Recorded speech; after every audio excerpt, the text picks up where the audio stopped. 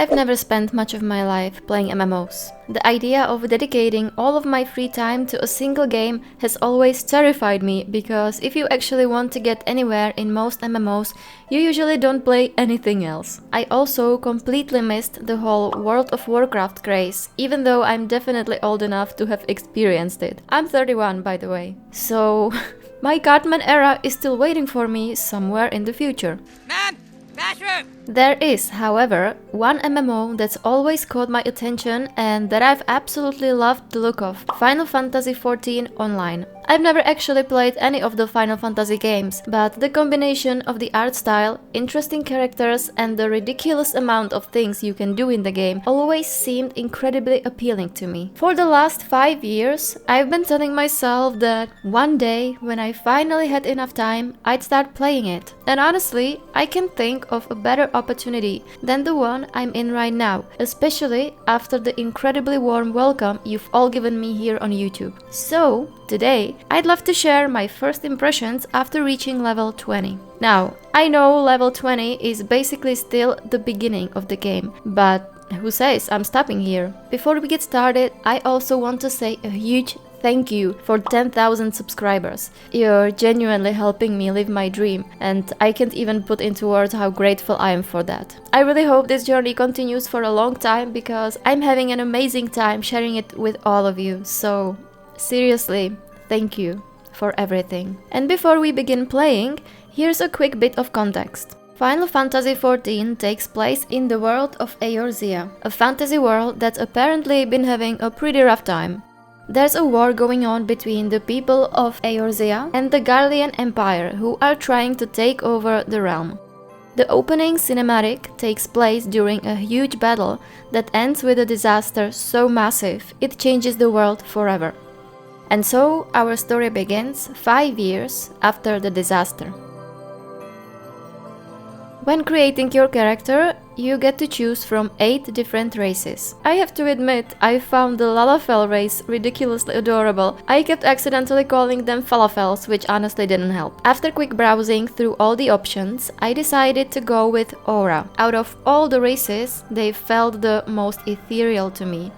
They are said to be descendants of dragons, although apparently that's still heavily debated, so their true origin remains a bit of a mystery. After choosing Aura, you get to pick between 2 clans, Rain and Zayla. And just by looking at them, you can immediately tell that Zayla are the more rebellious and chaotic side of the family. So I picked Rain. The vision I had for my character was someone kind, helpful, and about as non-confrontational as possible. Then came my favorite part of any RPG: character creation. I was a little disappointed that the game mostly uses presets instead of detailed face sliders, because I love spending way too much time customizing characters. But still, I managed to create someone I was really happy with. Cutie patootie. The only thing I always miss in games is the option to have 2 different hair colors. As you've probably noticed, my avatar has one side black and the other side white. For some reason, that's still nearly impossible in most games, so I usually have to choose one or the other.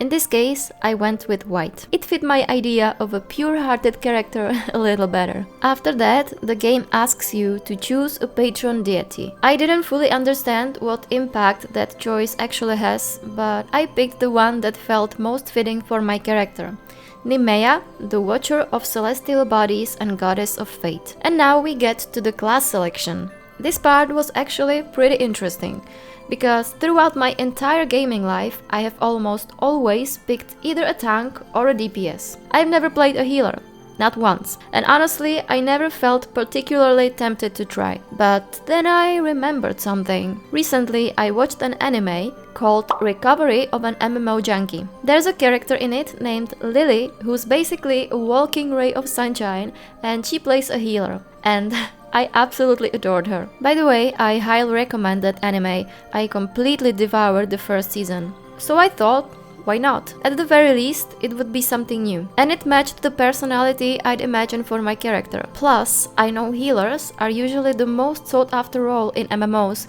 because fewer people want to play them. So, if nothing else, maybe I'll be useful to other people in dungeons someday. And with that, I began my journey as a conjurer. After that, I picked my character's name, which resulted in every single NPC in the game calling me uncomfy. But to be honest, that tracks. As a matter of fact, while writing this very script, I managed to pinch a nerve in my back and spent most of the process suffering through absolutely debilitating pain. So if nothing else, I have definitely earned the nickname. Right from the first cutscene, we are flying through darkness toward a glowing orb of light that keeps repeating the words, "Here, feel." Then some mysterious enemy appears, and the orb grants us some sort of power to fight it. I'll be honest, I had absolutely no idea what was going on.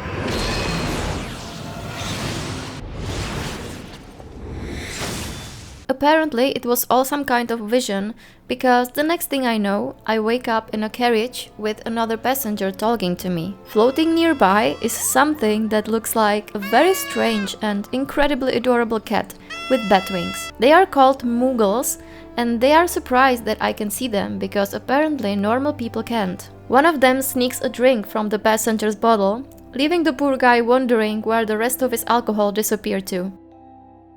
I have a feeling I'm going to get along very well with Muggles. The passenger introduces himself as Bredmond, and he seems a little too eager to chat. Thankfully, just like in Monster Hunter, my character's primary communication skill is awkward nodding. After a small incident involving a group of Ixal attacking us, and no, I still have no idea what those are, we finally arrive at our destination, Gridania, a realm blessed by the elementals. Gridania lies within the Black Shroud, an ancient forest in the heart of Eorzea. As a farewell gift, Bredmond gives me a small present and leaves me to fend for myself.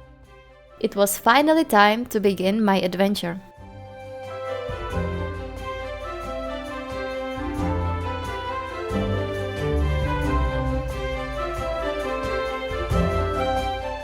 One thing that immediately impressed me was how much nature there was everywhere. Even though I just arrived in a city, it still felt like I was surrounded by the forest, which I basically was. Unfortunately, I didn't have much time to admire the scenery, because a wood whaler immediately called me over and informed me that I needed to register with the local Adventurers Guild. Thankfully, it was only a few steps away. There I was welcomed by Mother Miyun, who gave me a brief introduction to what was expected of adventurers and explained some of the problems currently troubling Gridania. By the way, that event we saw in the opening cutscene, it's known as the Calamity. The game describes it as the moment when a dread worm emerged from within the lesser moon Dalamut and rained fire upon the realm, which, as far as apocalyptic events go, sounds pretty unpleasant. There's also something called the 12th Wood, which, if I understand correctly, refers to the 12 forests that make up this region of Eorzea. At least I think that's what it means. Final Fantasy lore experts, please feel free to correct me. I'm new here. Very few people remember the Calamity in detail, but everyone agrees on one thing. Eorzea was saved by a group of adventurers. The strange part, however, is that nobody remembers their names or their faces. They are only known as the Warriors of Light. Not that anyone is expecting me to accomplish anything nearly that impressive. I'm just supposed to help the local townsfolk, you know. No pressure or anything. Eventually, Mother Miyun asks me to sign the guild registry and politely warns me not to use any amusing aliases. Let's just say she seems to have some concerns about my chosen name.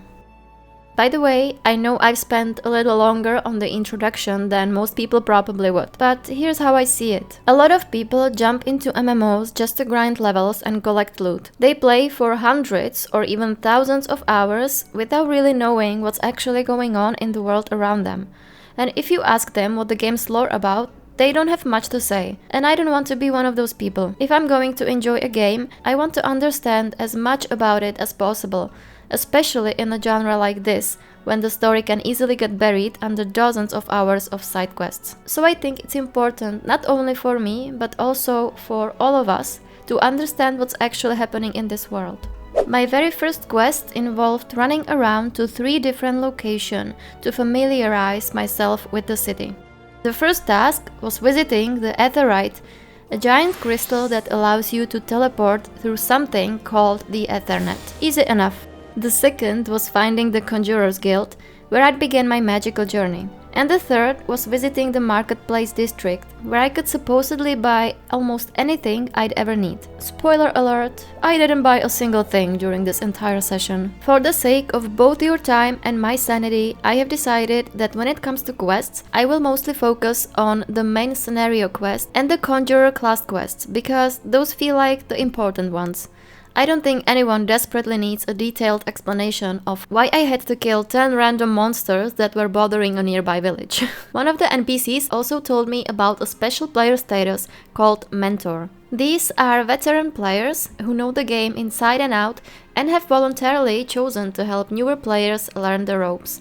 And I thought that was incredibly wholesome. There's something really heartwarming about someone returning to a game they love, just so they can help new players experience some of the same excitement and wonder they felt when they first started. I spent a little time getting familiar with the user interface as well. One thing I immediately appreciated was that gear gets stored separately in the armory chest instead of cluttering up your main inventory. It sounds like a small thing, but it makes organizing your items so much easier. Near the Aetherite, I also noticed these adorable giant birds called chocobo.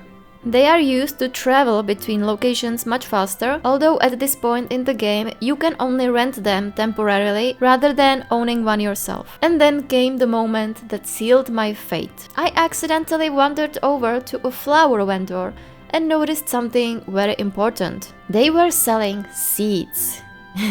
Yeah, seeds, which means farming. And the second I realized there was farming in this game, I knew I was already a lost cause. One of the first quests I received was to cheer up a sad girl, which is how I learned about emotes. And there are a lot of them. Not that I'm complaining. After a while, I found the Conjurer's Guild, where I spoke with Madel. She explained that conjuring, the art of manipulating the elements, is actually a relatively recent practice. It originated from mages who learned how to manipulate Ether itself. In fact, that's one of the reasons Gridania exists at all. These mages, known as hearers, were able to communicate with the local elementals and essentially convince them to allow people to settle within the 12's wood. You know, this stuff is actually pretty interesting when you stop skipping all the dialogue. Next, I was introduced to the guildmaster, Esumian. I'm sorry if I said that wrong, who also happens to be a hearer. And can we talk about how young he looks? He explained what it means to be a conjurer and eventually asked me to vow to embrace nature. I mean, what exactly was my alternative at that point? Refuse and immediately get kicked out? So I agreed. And just like that, I officially became a conjurer of the Stillglade Fane. My very first class quest was to go outside the city and kill squirrels, ladybugs, and funguars? Funguars? Oh, I swear these names. Which felt a little ironic after spending several minutes discussing harmony with nature. But apparently this is the will of the forest, so we're just going to smile and nod. By the way, look at how incredible some of the other players look. The Aetherite is apparently not only a gathering place for adventurers, but also a full-blown fashion show. I'm not gonna lie, I spent a concerning amount of time admiring everyone's outfits. I also explored the marketplace district a bit more, only to realize that I had absolutely no idea what most of the things being sold were used for. And not that it mattered, I had no money anyway. By the way, the local currency is called gil. I also discovered that this game has an absolutely fantastic photo mode. It's a little tricky to find at first, but once you do, look at her. Just look at her. The eyes, the hair, the scales, the details, the depth of field, the blurred background. And at this point, I didn't even know you could combine emotes with the photo mode yet. Honestly, this is heaven. Eventually, I returned to Mother Miyun with my tasks completed. And she praised me as if I'd personally saved the entire realm. Who knows, maybe I will. It wasn't until about 2 hours into the game that I finally tried combat for the first time, and luckily it wasn't complicated at all yet. I only used 2 skills, which actually stayed with me until the end of my gameplay. Stone, which deals earth damage, and Cure, which restores your HP or the HP of your target. When it comes to loot, Everything is collected automatically as soon as you defeat something, so you don't have to manually pick up items. I killed a few ladybugs, squirrels, and forest funguar, and before I knew it, I was already level 5. Besides regular combat, there are also so-called fates, which stands for Full Active Time Events. These are smaller events scattered around the map that mainly reward you with XP, and later on apparently also with currency that you can use to buy items from special vendors. But this is just something I read about on Reddit, because I still have no idea how exactly they work. After successfully slaughtering the local wildlife, I could return to the Guildmaster and receive another quest. This one was about learning more about the earth element and sent me to the North Shroud to meet Hero Nolanel. I know I'm mostly trying to focus on quests that are important for the story, but I have to mention the quest from Gillian, who literally asked me to carry a bag of manure. This is not what I signed up for when I joined the Conjurer Guild. And then I even got comments about how I smelled. Peak. But no matter what scent I was carrying around, I was still fabulous. I had to take a few pictures in this beautiful forest because the colors reminded me so much of autumn, and I love autumn. And on top of that, completing the quest rewarded me with this little witch hat, which honestly looks amazing on me. I also finally discovered that I can use emotes while taking screenshots. Oh, and the bag of manure was actually for Nolanel, who was very grateful for my gift and sent me to deal with the wounded earth as part of my earth element lesson. Luckily it wasn't anything too difficult, just a tainted earth sprite that I defeated in no time. This was followed by a cutscene where Nolanel praised me and I met a new character who will obviously have some importance later on. Selphie. Selphie is a talented conjurer who excels at healing, but she refuses to learn about the most important part of conjuring, the elements. She only wants to focus on what she's already good at and doesn't care about anything else. She actually reminded me a little bit of Riche from Witch Hat Atelier, who also refused to learn anything beyond what she already knew herself. I'm really curious to see where her story goes. The Guildmaster also expressed his frustration with her and explained that her attitude could put not only herself but also others in danger. And judging by the way he talked about it, I have a feeling this situation might have some serious consequences later on. As a reward, I received a robe that matched my new witch hat much better. Of course, there are also quests here that don't involve killing things or learning new abilities. For example, in this little settlement, I was asked to find a glowing mushroom, and the local cook, Demeter, also requested that I collect leaves from dead Microchu corpses. Never mind. More killing. Well, I tried to find something wholesome. Please appreciate my effort. Now that I think about it, I probably also had to kill some monster just to get to the mushroom anyway. Let me have this, okay? I'm trying. This next quest seemed like a simple side quest at first, but I actually found it quite interesting and surprisingly important. A girl named Maria had been receiving expensive gifts from an unknown admirer. Curious about who was sending them, she tried to find out more and discovered that it was Aelbert, a notorious drifter with a long list of thefts and crimes attached to his name. She was troubled by the fact that the gifts were obviously stolen, and in his latest letter, he asked her to meet him personally in a nearby forest. Since she was afraid of him, she asked me to go there instead of her, which of course I did. I dealt with Aelbert, and when I searched him, I found a letter explaining that he had been watching her for a long time. But now that she was finally grown up, he felt brave enough to contact her and wanted to live with her. He promised to give her a house with a large garden full of chamomile, the flower she loved so much. And you know what? At first glance, this really just sounds like a strange, somewhat obsessive love story with a dose of stalking. But when I reported everything to Mother Mioun, I learned something that even surprised me. Aelbert wasn't always a criminal. He used to be an ordinary boy who lived in this very town. But one day, he stole chamomile seeds from an influential merchant because he wanted to make his little sister happy. Chamomile was her favorite flower. Unfortunately, this act brought great shame upon his family, and they disowned him. With nowhere else to go, he eventually turned to stealing. But He never forgot about his beloved little sister. The sad part was that she was too young to remember him after he left, and their parents hid his existence from her completely. And as rumors about what happened continued to spread, the whole family eventually had to move to Hearst Mill to keep the secret buried. This story honestly broke my heart because it's clear that Albert will probably never be able to reunite with his sister again because of the life he has lived up until now. I'm not crying. You're crying. Sorry, but I just had to mention this one because I genuinely found it really touching. Since I had collected all the new level 5 gear by that point, I headed back to Galfrid, Chief Inspector of the Bannock, who decided that I was ready for another assignment. Recently, a suspicious figure has been spotted wandering around the 12th Wood, and people describe this person as more of a shadow than an actual person. At the same time, the activity of the Ixal has increased, so there is probably some connection between these two things. Galfrid seemed so desperate that I had no choice but to simply nod silently and accept another dangerous task. By the way, what the heck is this disgusting creature? After completing a few side quests, I finally arrived at the location I was looking for. There, I found a massive tree trunk with a magical dagger stuck inside. Looks like we have another Excalibur situation here, my dude. While I was examining it, I suddenly heard voices behind me. And by the way, this was actually the first voiced quest I encountered, which felt a little strange,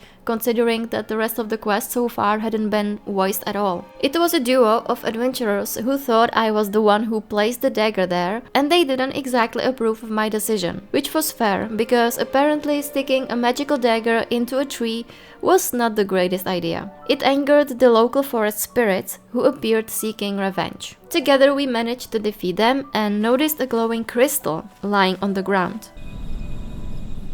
When I touched it, I found myself back in that same darkness from the very beginning of the game, where the mysterious light appeared once again and repeated the words. Hear, feel, think. Above me appeared a glowing sphere with flames falling from it, which I assume was meant to represent the calamity. The voice that had been speaking to me and calling me the Crystal Bearer finally revealed its identity. Hi, Dalen. Again, I'm sorry if I said it wrong. She spoke in riddles, but the general message was clear. I must save this world from the darkness surrounding it, and the key to doing so lies within the crystals of light. I woke up during the night, surrounded by the two adventurers and the Moogle. Nearby, we found the corpse of an Ixal who had most likely been there following someone's orders. After that, we said our goodbyes, and I was left alone again.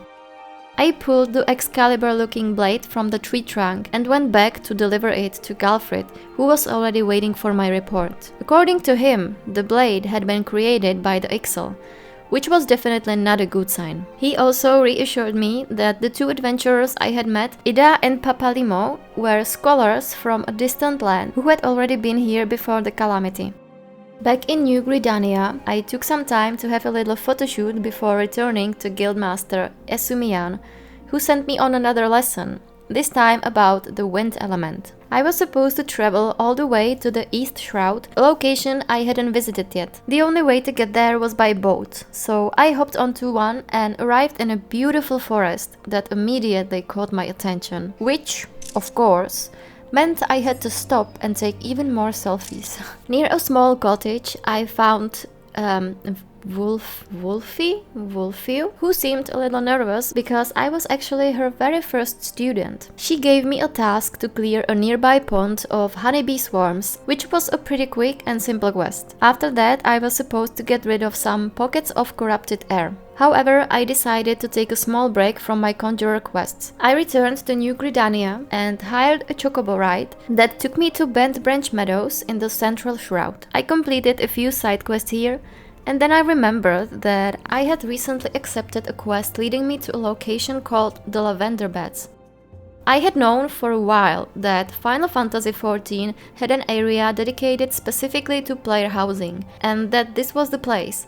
I was really curious to finally see what it looked like. I know that later on every player can get their own apartment for free, but owning an actual plot of land with a house that you can decorate however you want is something completely different. Housing in Final Fantasy XIV works like this. Every server has multiple wards, and each ward contains 60 plots of land in 3 different sizes: small, medium and large. And the price depends on the size of the plot. And let me tell you, it is definitely not a cheap hobby. Even if you're lucky enough to actually find an available spot, prices start around 3 million gil, while the biggest plots can go all the way up to 50 million gil. So it's pretty clear that this part of the game is mostly aimed at dedicated players who have already invested a lot of time into it. I'm not entirely sure if housing plots can somehow be bought with real money, but I do know that gil itself cannot be purchased with real money.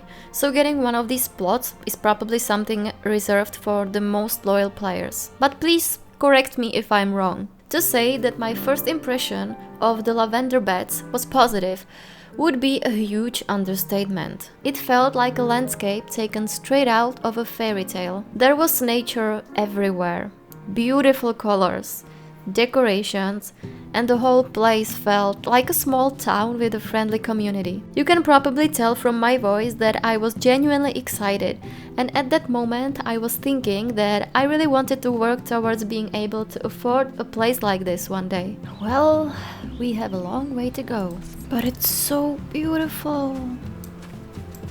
Oh my god, is this someone's plot? Oh my god, is it? It is? Wow, I want to live here. It's so pretty. I literally have tears in my eyes right now. Let's see the inside of this house. Oh, that's cute, but pretty empty. How about this one? That looks better. This looks sick, but there was one empty plot. Where is it? Wait, it's this one. It's a cute spot, but I couldn't afford this in a million years. Well, never mind. Maybe 2000 years later. Let's go back for now. After a proper tour, I had to come back down to reality and leave the lavender beds behind. Maybe one day I'll have my own little house there. Can someone please explain who came up with a quest where you have to cure moist depression from trees?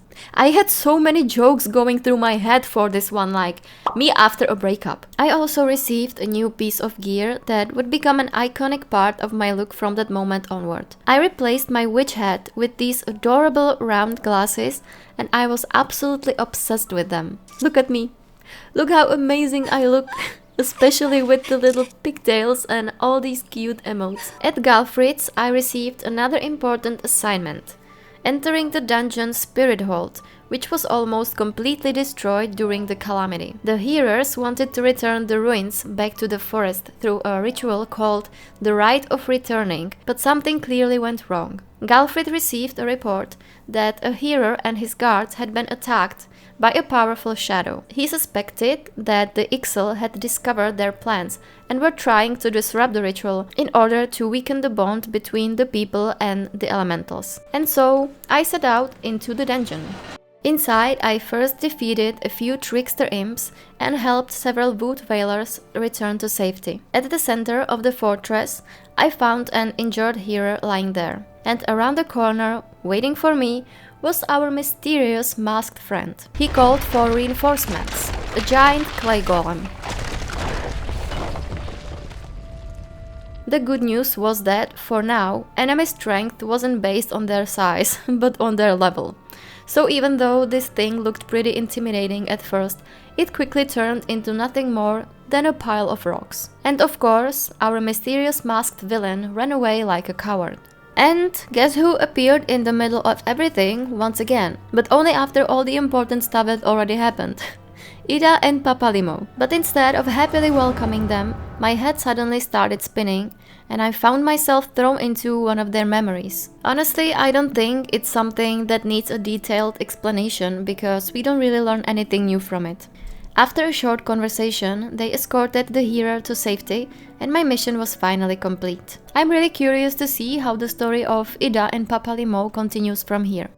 Back in Caroline Canopy, Mother Miyun praised me for my efforts and asked me to keep what happened a secret for now. As a reward for completing the quest, I received my very own room, and I was honestly incredibly excited about it. Of course, a lot of things were still locked at this point. Oh my god! I have my own bedroom. It's so pretty. I thought it was gonna be small and old, but it's beautiful. There's a toy chest. I can play music. Oh, I don't have any songs. One of the available options was to lie down in the bed and dream, which was actually a pretty fitting activity because that's how you unlock something called dream fitting. Basically, it allows you to preview different outfits and weapons. There are tons of categories, which I assume were added over time. Some of the outfits didn't really fit the Final Fantasy aesthetic at all, but I still thought it was pretty cool. I found a few pieces that I really liked, like this dress, which absolutely matches my character and, most importantly, comes in my favorite color. I found it on the online store and it costs $18. So what if I bought it as a reward if I manage to keep playing until, let's say, level 50? Yeah, I can only dream about this.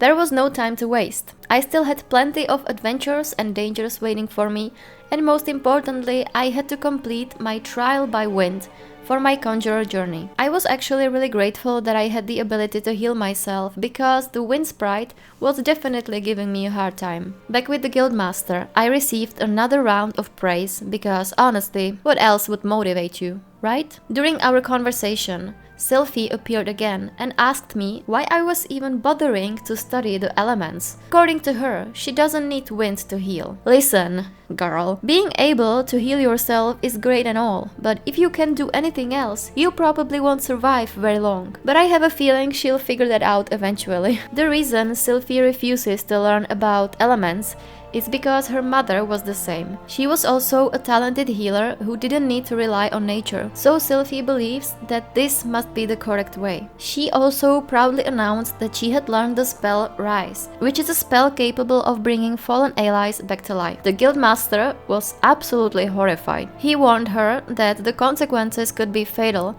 and that if she used it even once, she would lose her title as a conjurer and be expelled from the guild. So she got offended and ran away. Personally, I have a feeling this will end with her using some kind of forbidden spell, causing something terrible and finally learning the lesson she needed to learn. But I don't know yet because I haven't progressed further in the storyline. By completing my third quest, I earned the ability to join other guilds. In Gridania, I can find the guilds of Lancers, Archers, Leatherworkers, Carpenters and Botanists. And this is something that isn't exactly common in MMOs. Usually, you choose one class and maybe later specialize into different professions. But here, you can literally become almost every class available in the game. At least, I think so. The way it works is that every class has its own leveling system. This means you can join another guild, but you will start again from level 1. After that, you can switch between your classes whenever you want. However, it's generally recommended to focus on your main class first before picking up too many others. For example, I really wanted to become a botanist, so the first thing I did was run straight to the Botanist Guild and sign up. But I don't want to focus on leveling another class from level 1 right now, so I'll save that for later. And by the way, at this point I was already level 15. I did a lot of walking, completed tons of side quests, and at some points it honestly felt like I was playing a walking simulator. But thankfully the beautiful nature around me made all those journeys much more enjoyable. Eventually, I reached another important matter. One of the Chocobo keepers had noticed that the Ixal were appearing around the area more and more frequently. But what really worried him was that he had seen their dirigibles flying directly above the Guardian Tree, a sacred place. He assumed that the elementals would never tolerate their presence there, but strangely enough, they weren't doing anything to stop them. And all of this started happening around the same time that the mysterious individual appeared in that area. What if he had done something to the elementals, preventing them from defending themselves? He asked me to deliver this information in a letter to Mother Miyun. And judging by the way he looked at me, I was just waiting for him to pat me on the head and say, "Good girl." Mother Miyun read the letter with horror and immediately sent me on another mission. But before heading out, I decided to complete a training course that consisted of 5 rounds, with each one rewarding me with a piece of gear. Even though I already had a decent understanding of combat, this training focused more on keeping my party alive rather than simply attacking, so I definitely learned a thing or two. I received a beautiful new outfit. It looks quite different from what I had been wearing before, but it's definitely much more elegant.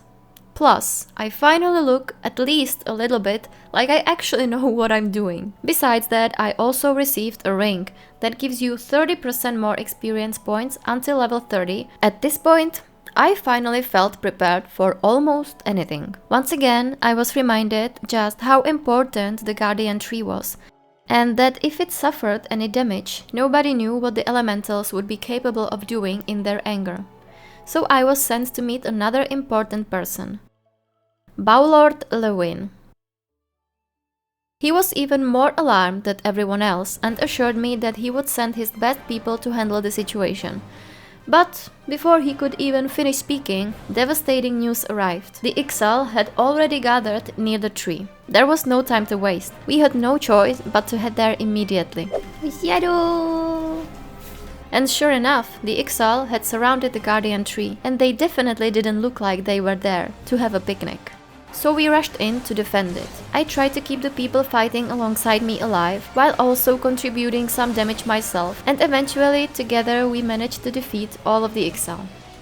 The others ran off to continue fighting further away, where the battle was still going on, leaving me completely alone. Which, of course, was the perfect opportunity for our mysterious friend to appear. This guy either has a massive ego or a serious skill issue, because instead of fighting me himself, he once again summoned a monster to do the job for him. This time it was a gargoyle. From the cutscene, it looked absolutely massive and terrifying. But when it came to the actual fight, well... Kámo, vypadal zvětší, ty vole. And who came to help me at exactly the perfect moment? My favorite duo, Ida and Papalimo. At least this time, they actually arrived on time. After a short battle, the mysterious mage finally fell, along with his enormous ego. His final words were, "It is impossible that the wisdom of Paragons should be brought low by mere mortals," which left Ida and Papalimo very confused. Apparently, Paragons are known as the bringers of chaos, or more commonly, the Asians. Asians. Asians? I have no idea. Lewin and his men arrived too late to help, as usual. He once again praised me endlessly and said that the success of the mission was entirely thanks to me. After returning to Gridania, I was instructed to visit him and Quiver's Hold. After saying goodbye to Ida and Papalimo, I noticed another crystal on the ground, just like before. But this time, it simply disappeared on its own. Since there wasn't enough time or the right opportunity before, I decided to take advantage of the beautiful weather in Gridania and do another photoshoot with my new outfit. By now, I understood how to properly use emotes and camera angles, and I have to say, I actually managed to take some screenshots that I'm really proud of. Back with Lewin, I was once again thanked for saving the Guardian Tree, which was pretty much what I expected. But then something happened that I definitely wasn't expecting. A beautiful young woman entered the room, and everyone immediately bowed before her. She had come personally to thank me and introduced herself as Kanisena. Apparently it is her duty to watch over all the people of Gridania. She is known as the Elder Seedseer. I don't really know what exactly that title means yet, but from everyone's reaction, I assume she is basically someone like a queen or a leader. As a reward for my actions, she gave me a gift. Although, honestly, it kind of looked less like a reward and more like she was offering me her personal bodyguard as a present. What, this guy? I'll take it. But no, this reward was actually something much more important. The Green Bliss ceremony was approaching, a celebration that honors the restoration of the bond between humans and the elementals. Nowadays, it is celebrated every year as a festival. And Knisina asked me to participate in this ceremony as the emissary. At first, it didn't sound particularly special, but everyone around me seemed completely shocked. From Lewin, I learned that this was an incredible honor, especially because she chose me, an outsider. Usually, this role is given to someone who was born in these forests, a forest-born. As the emissary, I had some preparations to complete before the ceremony, so I was sent back to Mother Miyun to learn more. She welcomed me with open arms once again and joked, "What will you come back with next? That you're one of the warriors of light?" I mean, I think at this point it's pretty obvious to all of us that based on everything we've been shown, I probably am one of them. The character herself just hasn't figured it out yet. But come on, who wouldn't start making that connection? Anyway, the role of the emissary is to serve as a conduit between the people and the guardians of the 12th Wood. The game presents it as this incredibly important and complicated responsibility, but it turned out that the only thing I actually had to do was wear a ceremonial artifact that I needed to pick up from the Carpenters Guild. The guildmaster gave me a wooden mask along with a very serious warning. If there was even a single scratch on it, he was gonna make an artifact from me. And yes, that was the entire preparation I had to do. Just pick up a mask and wear it during the ceremony. So I immediately headed to the event location. Looking back, I probably should have waited for better weather, because holding such an important ceremony at night while it was raining didn't exactly make it feel as grand or magical as it probably should have. My only real role was to follow Knisina and stay quiet. At one point, Knisina noticed that some kind of light was coming from me, and suddenly I was holding one of those crystals in my hand again. She asked me if the mother crystal had revealed itself to me and if I had basked in her light. Excuse me? What does that even mean? That sounds suspiciously like something from a cult. But this ceremony was clearly way too important, so naturally I had to find a way to make the entire situation about me. Knisina started explaining the Warriors of Light again and said that I reminded her of them.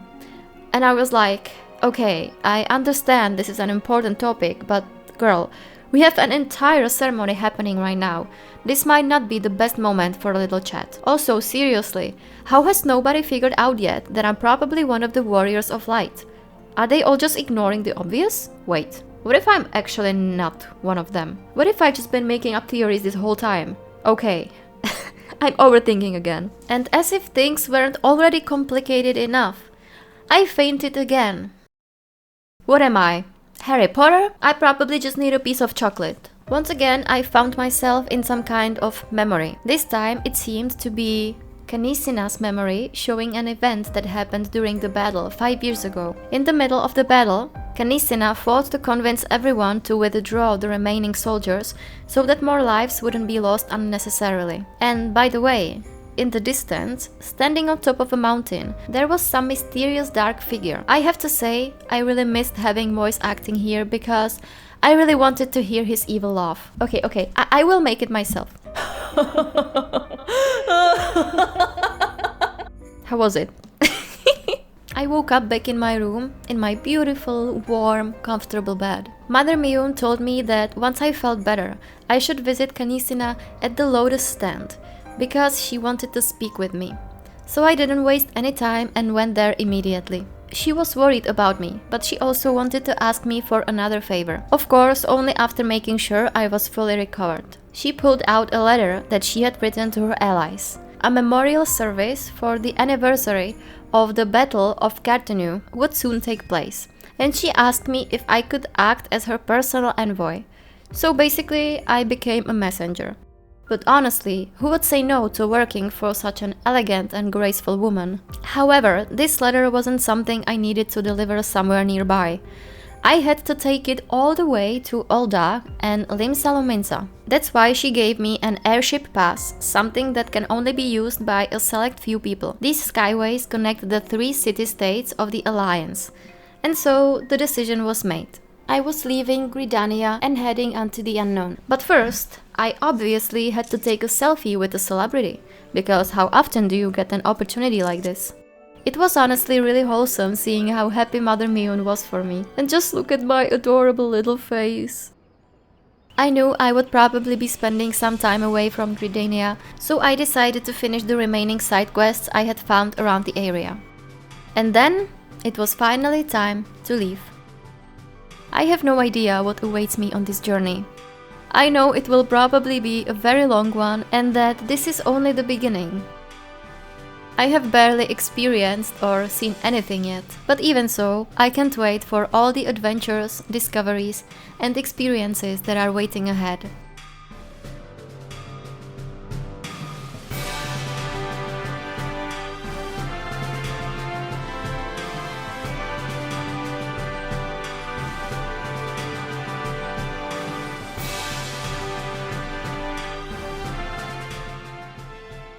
And just to make sure things don't end on too happy of a note, we got another cutscene showing a completely different setting.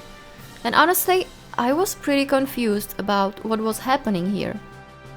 Okay, I did not expect this. Is this Star Wars? I would love to explain in detail what this scene was trying to tell us, but it was honestly quite complicated for me at this point. I also believe the story will explain everything much better later on, so there's probably no point in ending this video by going down a giant lore and theory rabbit hole.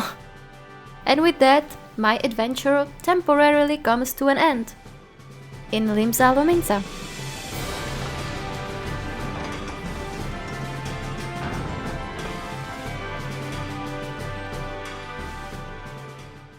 I have to admit, I was actually quite worried about this game at first. I was afraid that I wouldn't have enough to talk about in the video because MMORPGs are a little different from other games, and a lot of players don't really pay that much attention to the story, which I think is a shame. That's why I wanted to show you not only my first impressions, but also what is actually happening here, what kind of world we are experiencing, and why understanding the story can make the entire journey so much more enjoyable. The only thing I would criticize about this game is that most of it isn't voiced. Because if it was, I think the experience would be even better. And I don't think there are so many cutscenes that adding English voice acting would have been impossible. Other than that, this has been an amazing experience. I was genuinely invested in the world, the story, and even my own character, who I've already grown really attached to. Considering that I've never really spent much time in MMORPGs, I've also never been the type of player who creates lots of different characters. I've always made one character and tried to take them as far as possible, exploring as much as I could along the way. And that's exactly what I would like to do here as well. I completely understand why Final Fantasy XIV feels like home to so many people, especially when you take into account the amazing community this game has. I haven't had the chance to properly experience it myself yet, but I've heard many times that together with Monster Hunter and Warframe communities, it's one of the most welcoming and friendly communities, especially towards new players. When I continue my journey, I would also love to experience this game with other people, because these games are ultimately about creating memories with others, even though many players still enjoy experiencing most of it alone. But that's a topic for a completely different video. I would love to hear about your experiences with Final Fantasy in the comments. How long have you been playing? Or what is your favorite part of the game? And if you enjoy this video, feel free to leave me some suggestions for what you would like to see in the next Final Fantasy video as I continue my journey. Thank you so much if you made it all the way to the end. I have to say I absolutely loved those approximately 12 hours of gameplay, and I hope you enjoyed experiencing my first impressions as well. And if you did, I would really appreciate it if you left a like. Thank you again for all your support. Take care of yourselves, and I'll see you in the next video. Good night!